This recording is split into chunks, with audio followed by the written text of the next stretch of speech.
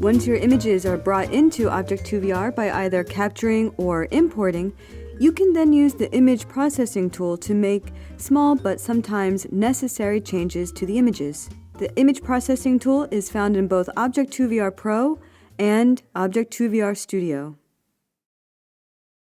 Let's quickly check out the interface. In the toolbar, you'll find the processing tools, and clicking on them will open their parameters on the right side. You'll also find other tools like display mode and rulers.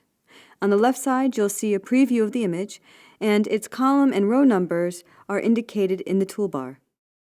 If you turn on the rulers, you can then add guides to help position the object. Click on the plus sign here and choose horizontal or vertical. You might also find it helpful to select mirrored. This will add two guides that mirror each other, and then you can just drag to place them.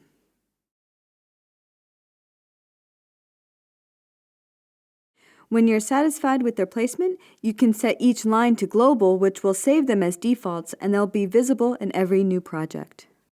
Now let's work on some images. I'll start with crop.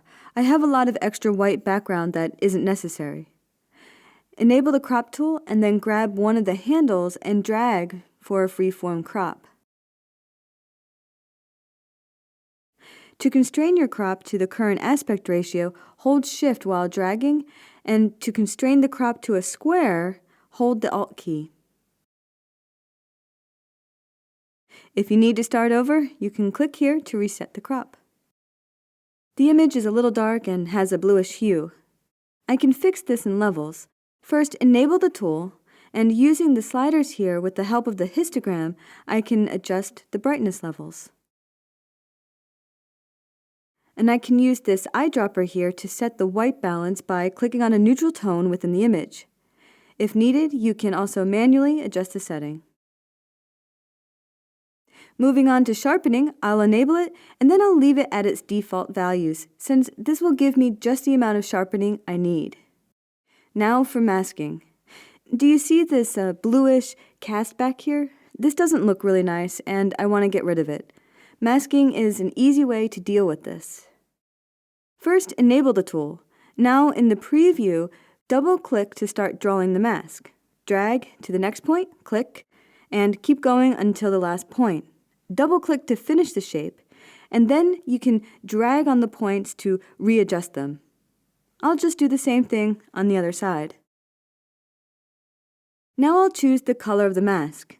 Using the eyedropper, I'll click here to get the color, and I'll add a bit of feathering to soften the edges of the mask. I also want to make sure that this mask is used in all the images, so I'll select a mask and choose Reuse in all columns. You can double check this by going to a different image. So far it's looking much better, but there's one more thing we need to adjust, and that's the drifting that occurs from my object not being exactly in the middle of the turntable.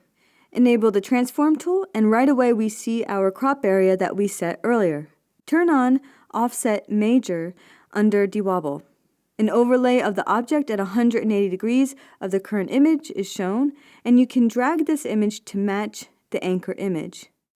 Now do the same with the minor offset, which will add an overlay of the images at 90 and 270 degrees. And that's it, but first I'm going to open the viewing parameters to check that all is really okay. And, well, it's not okay. There are a few images where the mask doesn't fit, so I need to go back and fix these. First, I need to copy the masks to all images. When you copy the mask, it will also make the mask editable in each column. So now I can go to this column, select the mask, and edit it without affecting the other masks. The next step would be to output the project or to create a new project using your newly processed images. You can do this by going to Convert Images, select Create Project, and give it a name. Hit OK to convert. Using Object2VR's built-in image processing tools can help streamline your workflow, especially if you only need to do some simple image editing. To learn more on building object movies, we encourage you to head to our Object2VR documentation pages. And thanks for watching.